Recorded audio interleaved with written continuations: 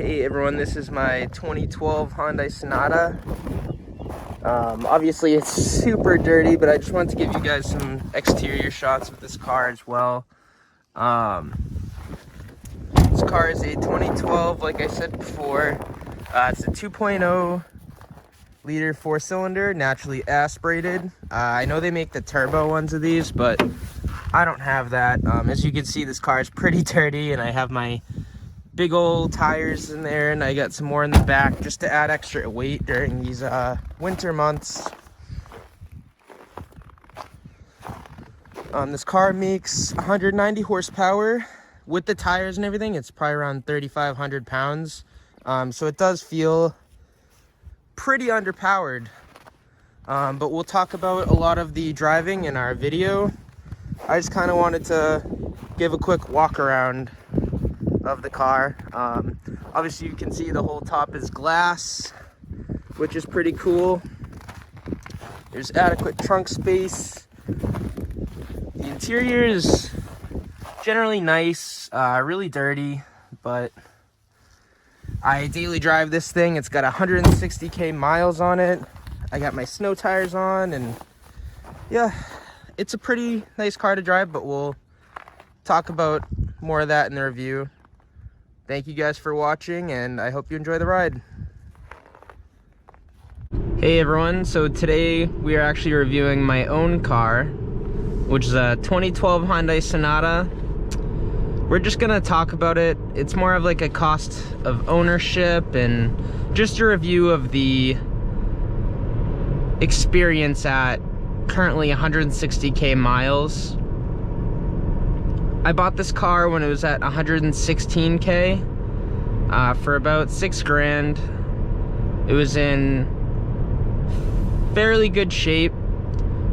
I didn't have to put really any money into it for the first year as far as maintenance goes, besides obviously oil changes, and I bought a set of snow tires for the winter. The all seasons that were on it weren't very good for the snow, so I figured, you know what, let's just get another set of tires for the winter for when I have to do those long, treacherous commutes on the highway in the snow. So that's what we did. And with the snow tires, this car is great in the snow, but otherwise I don't recommend it. So what is it like to own a 116k mile Hyundai Sonata? Well, for me, it's been not so great. A lot of reviews will tell you that this car is reliable, and not a lot of people have tons of severe issues with them. But my experience has been almost the complete opposite. Just in the past year, I've probably spent maybe $2,500 to $3,000 in maintenance on this car, and it's tough because just with one car having to commute to and from work, it makes it very challenging to be able to get there while also getting maintenance done on this car. So just in the past year, I've had to replace the battery, the alternator. I had to get all new brakes, including calipers. I had to get an all new set of tires. I also got rear-ended in this car, so it required a lot of work as far as getting the frame pulled, getting the taillight fixed, and the rear bumper. Obviously those weren't expenses that went to me, but I'm also not including that in that price that I listed out earlier. Other problems that this car has is the power seat for the driver. The lumbar support no longer works, so that's a bit of an issue. My driver's side window button will just kind of stick sometimes, and it almost makes it feel like it's not going to be able to get rolled up when I put it down. And then just the last little nuanced issue is my sunroof leaks. I have this beautiful panoramic sunroof. We'll actually open it. I haven't opened it in a while actually, so. And with this button, like, you can have it so it opens without actually having it open, so just the shades kind of open, but you have to actually open it and then press it back down in order to get this look that we have here. Overall, the car is really comfortable. It's a good highway cruiser. I get anywhere from around 23 to 30 miles a gallon. And for a larger sedan, that's actually a pretty good number. I don't use the Eco mode in this car. These Sonatas have the active Eco. It just doesn't work well. I feel that I get better gas mileage when I actually have it off. And it just makes the throttle response really weird and the shifting lackluster. So as far as that goes, I just leave it in the standard drive mode and I get better fuel economy like that, it seems. This car also has keyless entry and push to start, which is nice. It's convenient.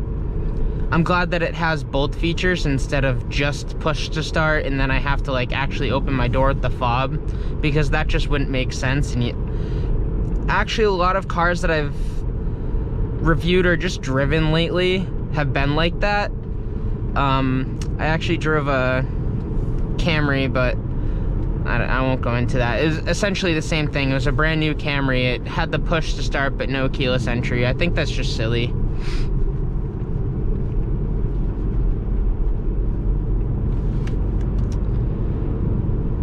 This car is pretty underpowered for its size. It just has a 4-cylinder. I believe it makes around 180 horsepower.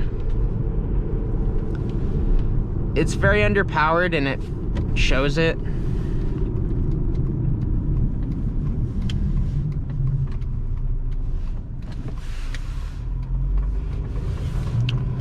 As far as infotainment and stuff goes in this car, it doesn't have the optioned in nav system, but it does have the other electronic package, which includes the heated seats in the front and the rear. It includes the sunroof, but I don't get the nav system. I have USB and Bluetooth, but I just kind of wish I had a nav system which I can control like my music and stuff, because for some reason, like when you have it just on Bluetooth and not USB'd in, you can't skip your songs with the button on the steering wheel, which is pretty unfortunate. It means that I have to go into my phone just to skip the song, and that can just, you know, be dangerous, taking your eyes off the steering wheel. And I feel like it's just something that they could have added in pretty easily.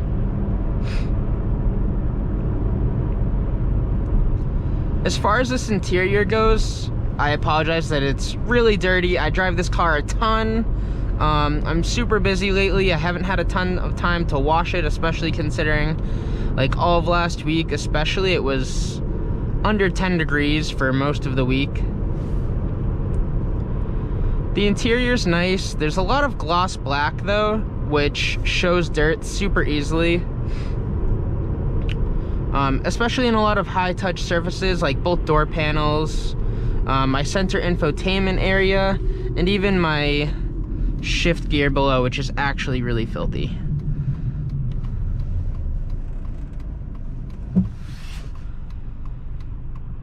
This car, being 9 years old, already has a lot of creaks and rattles, especially coming from my sunroof. And as the body rolls around like corners and stuff like that, we get a lot of noise from that as well. My winter tires are also pretty loud.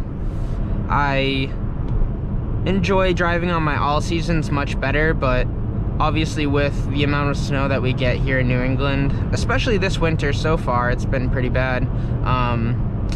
You want to make sure that you have your snow tires on. They're very important. They're especially underrated. I do love having snow tires for my car, and if anyone has an issue driving in the snow, get snow tires. They're great. This car also has a powered mirror, which I like to have at nighttime when, you know, you get those big truck lights behind you and you can't seem to get them out of your rear window. It's definitely helpful with that. This car also has the dual climate control system, so my passenger can set it to a different degrees that they want, rather than, you know, I typically like my car cold and my girlfriend likes the car warm, so that helps there. But mine is actually broken in this car, my HVAC system, to where only the driver's side is controlled and the passenger side blows out whatever it wants right now. And I haven't been able to get that fixed for a reasonable price, so.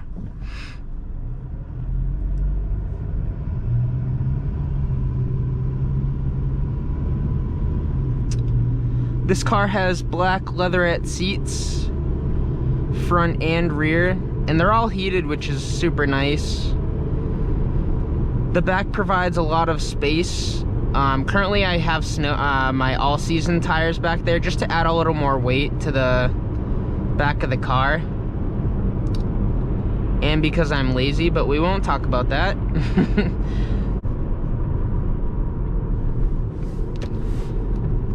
With the amount of money I've spent on maintenance for this car, it really puts its reliability into question. A lot of people seem to have a lot less problems than I do with this vehicle, but yeah, I mean, this isn't even the turboed version. This is the naturally aspirated 4-cylinder, and I haven't had to, you know, replace the engine or transmission yet, but I've had a lot of just random things break.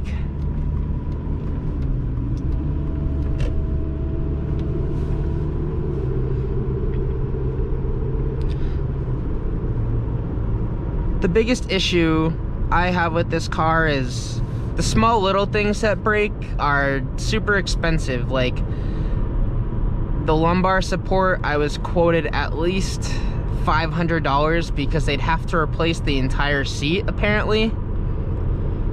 I haven't looked into getting the window switch fixed, but as long as it still works, it's fine.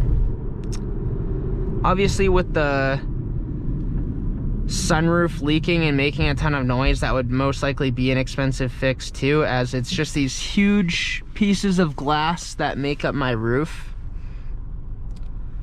And you know, for someone who has a smaller budget for a vehicle and they're in the used sedan market, I would take this $6,000, hindsight, I would take this $6,000 and put it into a Toyota Camry or a Toyota Corolla, a Honda Civic. I would have got probably a lot more car for less money. Maybe I wouldn't have features like heated seats or leatherette or, you know, my sunroof, but with that I would be able to save a lot more money because I wouldn't be spending as much in maintenance costs.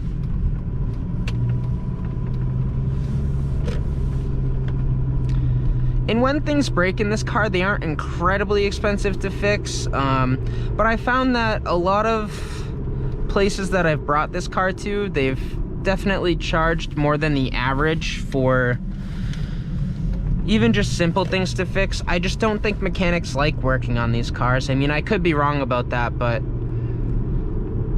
it just seems that I've had bad luck with the places I've brought this.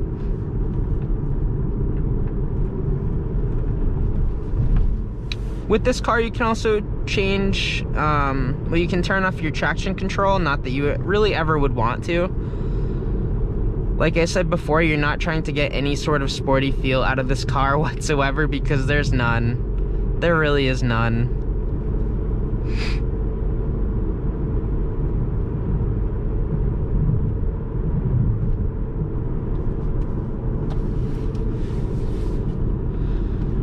But to sum up the experience of this car, it's great on the highway. There's no sporty feel whatsoever. It makes you really want to get more power out of a vehicle. Like for me, I get really bored driving this thing.